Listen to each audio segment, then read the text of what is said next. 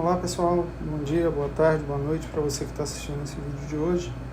E hoje nós vamos iniciar aí, a nossa empreitada no semestre 2021.1 para a nossa disciplina de cálculo de reatores químicos, tá? Nessa aula de hoje a gente vai discutir alguns dos conceitos fundamentais aí relacionados com a nossa disciplina. Vamos revisar alguns conteúdos dentro daquilo que vocês viram nas disciplinas que são pré-requisito para essa. Vamos rever alguns conceitos importantes e especialmente vamos localizar nossa disciplina de cálculo de reatores químicos dentro do nosso curso. Vamos nessa. Bem, antes de iniciar qualquer discussão sobre o que é um reator químico, e da relevância da disciplina de cálculo de reatores químicos em si, é muito importante a gente contextualizar efetivamente aquilo que é um processo químico, O processo químico é toda operação ou conjunto de operações que são coordenadas e que causam uma transformação física ou química em um determinado material ou mistura de materiais, com o objetivo de fazer uma valoração do mesmo. Esse é o grande objetivo do processo químico, tornar alguma coisa menos rentável em algo mais rentável para que a gente tenha uma finalidade comercial aí com a venda desse produto ou material, tá? Dentro dos processos químicos existentes, a gente tem diferentes indústrias operando hoje no Brasil e no mundo, mas as que mais se destacam aí são as indústrias metalúrgica, farmacêutica e petroquímica, E o objetivo desses grandes processos é a obtenção aí de produtos desejados a partir de matérias-primas que são selecionadas ou que se apresentam disponíveis aí dentro da indústria, tá? Os processos químicos, eles são, do ponto de vista industrial, desenvolvidos dentro da chamada indústria química, e essa tem inúmeras ramificações, conforme eu falei. Dentro aqui da estrutura do nosso curso, tá? Dentro da estrutura daquilo que a gente tem aqui na engenharia química em si, e dentro do nosso curso aqui na Universidade Federal do Maranhão, onde é que está a nossa disciplina, Quando a gente fala em cálculo de reatores químicos, o grande foco, o grande objetivo é obter aí o que a gente chama de design do nosso reator, tá? Esse design é um congregado de informações, a gente vai se utilizar de inúmeras informações originadas aí de diferentes partes, de diferentes capítulos dentro da sua formação do curso. Dentre esses, o que a gente pode destacar aí como mais relevante, A gente tem informações que vêm da termodinâmica, informações que vêm da fisicoquímica, informações que vêm do balanço de massa e energia, e vocês podem observar o balanço de massa e energia que está destacado com uma cor diferente por conta da relevância que esse tópico tem dentro da estrutura da nossa disciplina, tá? Se você é uma pessoa que tem uma compreensão muito boa do que é um balanço de massa e do que é um balanço de energia, efetivamente você vai ter um desenvolvimento muito bom aqui na disciplina. Fenômeno de transporte, transferência de massa e de calor, informações muito relevantes para caracterizar e estruturar o nosso reator, e a parte de fundamento de escoamento de fluidos, tá? E a gente vai falar bastante disso quando a gente entrar na parte de escoamento não ideal da nossa disciplina. Por fim, a gente agrega aqui a disciplina de cinética, tá? Com a parte de teoria e experimentos, a disciplina de cinética é a parte aí de obtenção dos modelos cinéticos em si, tá? O que a gente estuda aqui na disciplina, no curso da gente, com o nome de cinética química aplicada, tá? Tudo isso a gente vai juntar aqui, agregar como conhecimento dentro da nossa disciplina de cálculo de reatores químicos para conhecer e fazer esse design do nosso reator e, por fim, chegar aqui no tipo e dimensão do nosso reator, tá? Isso aqui é o que a gente chama da nossa disciplina de cálculo de reatores químicos aqui no curso. Passando aqui para uma estrutura mais específica, tá? Como é que funciona, O que é que a gente vai fazer efetivamente para chegar nesse design do nosso reator, tá? Basicamente, a gente tem um conjunto de dados de laboratório, uma série de considerações teóricas do mecanismo, da reação. Com essas informações, a gente faz uma análise, e nessa análise vocês aprendem a disciplina de cinética química aplicada com um método diferencial. A partir daí, a gente obtém um modelo cinético para a nossa reação, tá? Essa parte aqui superior é o que a gente conhece como disciplina de cinética, tá? Daqui para frente, o que a gente vai ver é o que a gente vai basicamente aprender aqui na nossa disciplina de cálculo de reatores, tá? Que é a parte de formular e realizar esse design aí para a modelagem do nosso reator químico. Para fazer essa modelagem, a gente precisa de uma série de limitações e restrições que são impostas aí pelo aumento, ou redução da escala do nosso processo. A gente tem uma série de informações teóricas que tem origem ali dos modelos de transferência de massa e de calor, tá? Uma série de correlações empíricas também que podem ser utilizadas nesse tipo de formulação aqui. Tudo isso vai congregar informações para que a gente consiga ter essa formulação aí do modelo para o design do nosso reator, tá? Efetivamente, a gente vai transportar isso para realizar alguns cálculos computacionais, quando a gente entra em design de reator propriamente dito, especialmente quando a gente fala de reatores não isotérmicos, a gente está tratando aí de um sistema de equações diferenciais e a gente precisa aí de um auxílio computacional efetivo para fazer esse tipo de cálculo, tá? Essas informações aí vão culminar finalmente aí no design do nosso reator, que, como eu disse antes, é o objetivo da nossa disciplina, tá? Mas onde é que está localizado essa etapa, né, essa etapa de design dos nossos reatores dentro da indústria química? Bem, o processo químico industrial ele pode ser resumido de forma muito simplificada nesse fluxograma que vocês estão vendo aqui, tá? Basicamente o que a gente tem é matérias-primas. Essas matérias-primas são submetidas a uma série de etapas de tratamento físico. Essas etapas de tratamento físico têm como objetivo principal aí adequar a matéria-prima para a transformação que vem a seguir. Essa transformação que vem a seguir normalmente é uma etapa de tratamento químico, tá? E essa etapa aqui é aquilo que a gente tem e congrega aqui na disciplina de cálculo de reatores, aquilo que a gente acumula conhecimento para fazer aqui. Isso aqui normalmente tem um reator químico envolvido. A gente passa novamente para uma etapa de tratamento físico, tá? Essa etapa aqui normalmente tem a finalidade de adequar, né, e caracterizar o nosso produto para que ele tenha condições de ser vendido aí de forma especificada, tá? Daqui a gente consegue obter um reciclo, né, que é reciclar e removar esses reagentes que porventura sobrem e não sejam totalmente convertidos aqui. Em nosso reator químico a gente tem a obtenção do nosso produto especificado e caracterizado. Dentro dessas etapas de tratamento físico, tá, tanto as iniciais que têm como finalidade adequar o material reagente para que ele adentre ao reator, quanto essas que têm aí as etapas posteriores, né, que têm como finalidade caracterizar e direcionar o nosso produto a uma determinada característica para venda, a gente tem essas etapas, né, caracterizadas dentro das nossas disciplinas de operações unitárias, tá? Aqui mais nas disciplinas de operações unitárias 1 e 2, e aqui mais na nossa disciplina de operações unitárias 3, aí dentro da estrutura específica do nosso curso, tá? A parte de reação química é a parte que a gente vai estudar aqui nessa disciplina, né? Vocês iniciaram esse estudo na disciplina de cinética, vamos aprofundá-lo aqui, tá? Essas disciplinas têm como objetivo que vocês entendam e consigam representar e dimensionar os equipamentos responsáveis por fazer e criar essa etapa aqui, né, de reação química, tá? Essa etapa é definida lá no livro do Fogler, né, como o coração do processo químico, e muitas vezes ela está ligada aí ao sucesso ou ao fracasso econômico de um determinado processo. Porque aqui a etapa é o que vai determinar a qualidade da conversão que você vai obter, tá? E essas etapas de tratamento físico posteriores, elas podem ter aí seu custo e sua característica muito afetada devido à obtenção e à caracterização dessas etapas aqui em específico, tá? Mas o que é um reator químico em si, né? Quando a gente entra nesse tópico, a gente surge com essa pergunta, tá? A gente sabe que a indústria química ela vai operar aí com essas conversões, né? Com essas transformações químicas. Essas conversões são utilizadas, né? São desenvolvidas e promovidas dentro dos reatores, tá? E o reator é dito como a principal fase aí, o equipamento desse processo, né? Dentro de uma definição muito genérica, né? Um reator químico é um recipiente no qual ocorrem reações químicas, transferência de massa e transferência de calor.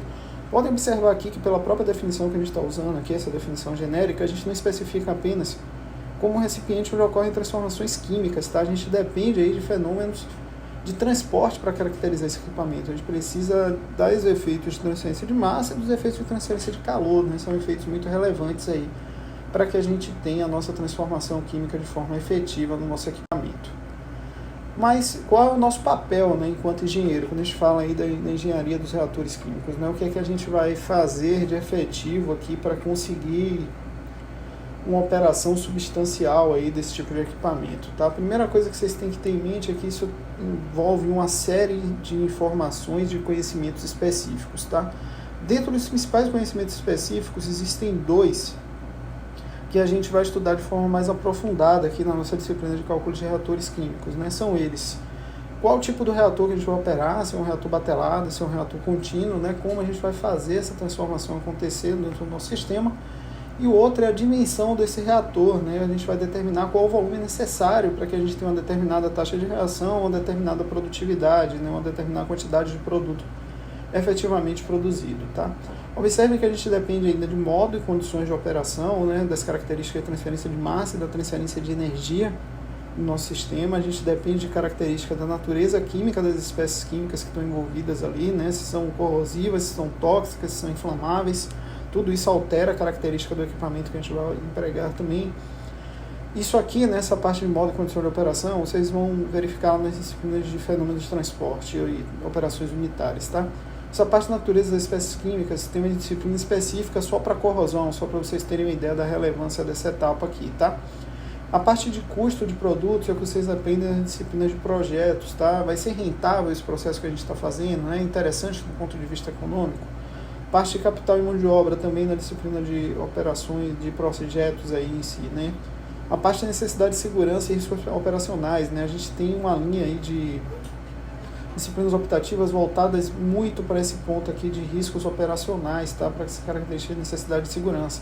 E aqui envolve ainda também aspectos que estão ligados a controle de poluição, tá? Que também são disciplinas aí da área de ambiental específicas que vocês fazem aí dentro do curso, tá? E tem a parte de legislações específicas aqui também, que é uma parte de muito volume de conteúdo devido à alta variabilidade e a alta necessidade desse tipo de regimento para que a gente mantenha as características ambientais de produção de forma mais rigorosa e controlada.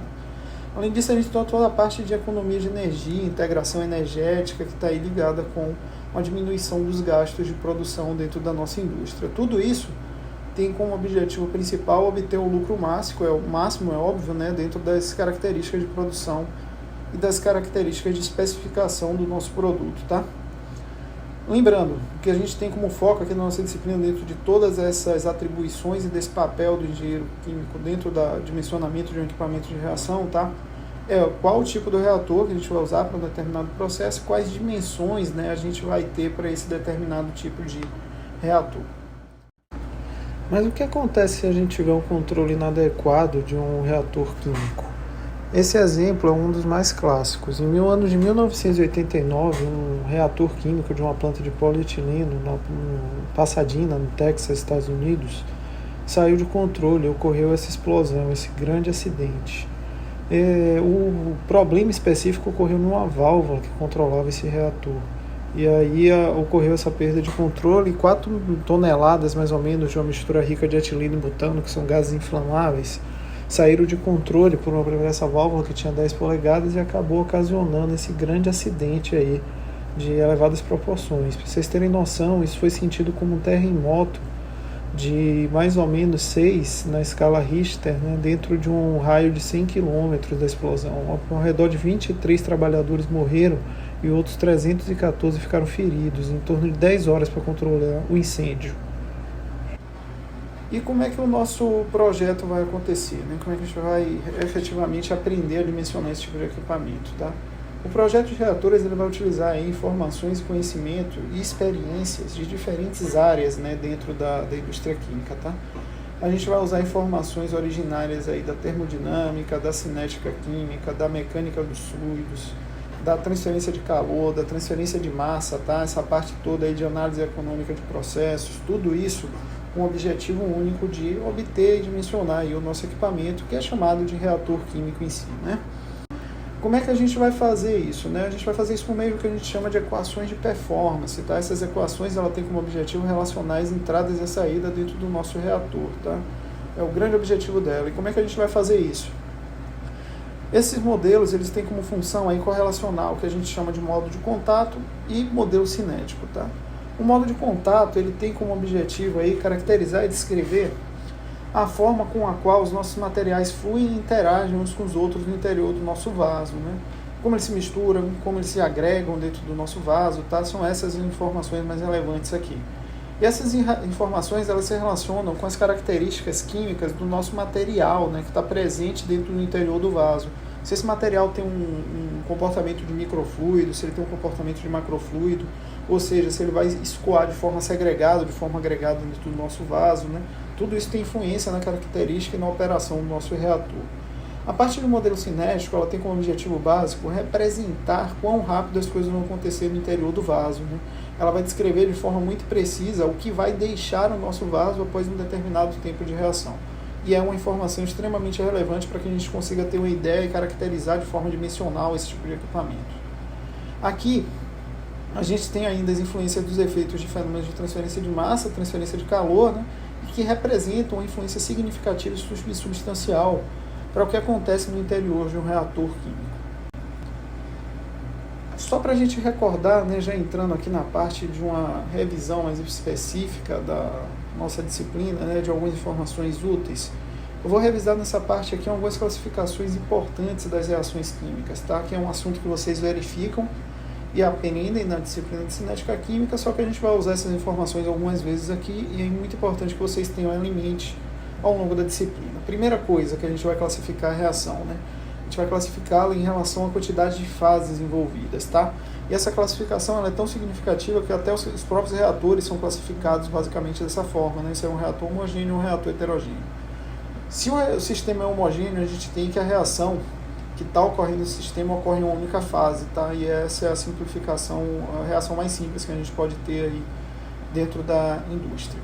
E a gente tem aqui o que a grande maioria das reações industriais tem como efeito e operação, que são sistemas heterogêneos, né? No qual a gente vai ter mais de uma fase presente no nosso sistema reacional.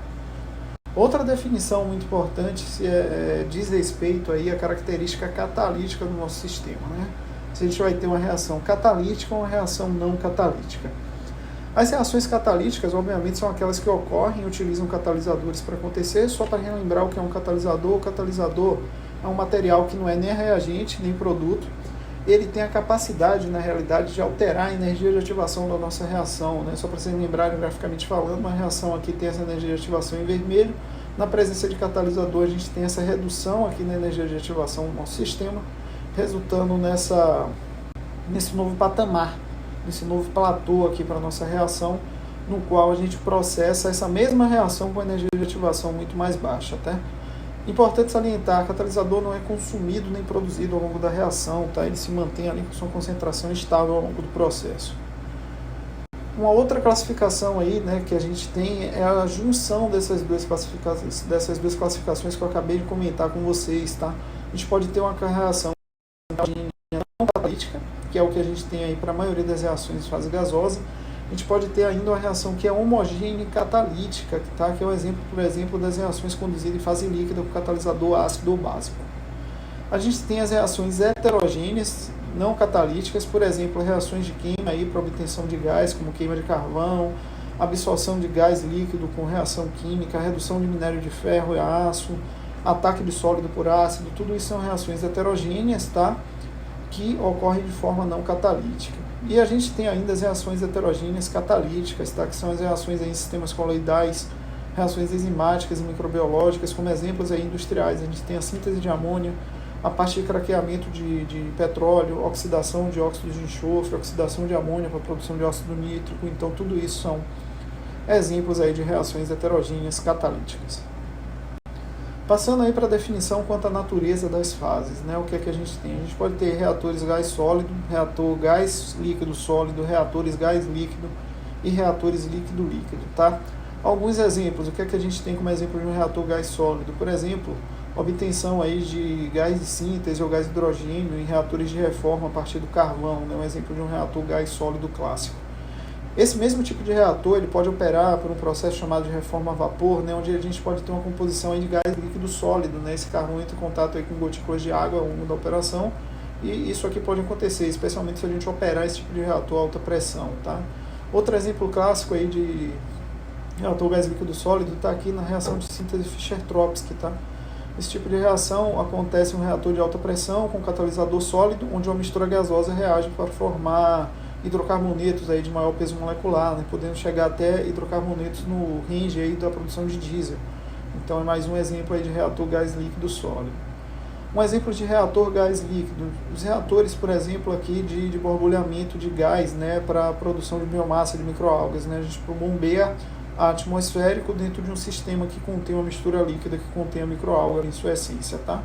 Outro exemplo de reator aqui, líquido-líquido, reator utilizado na síntese de produção de biodiesel, um exemplo bem clássico aí da produção. Aqui a gente tem mais um exemplo de um reator gás líquido sólido, um reator empregado aqui para a produção de margarina, né, um reator de hidrogenação, onde a gente tem um metal catalítico, que é sólido, um líquido, que é o óleo vegetal, que vai ser hidrogenado, e um gás sendo borbulhado, que é o hidrogênio, que promove essa hidrogenação do óleo vegetal. Então temos aí uma série de exemplos para esse tipo de sistema.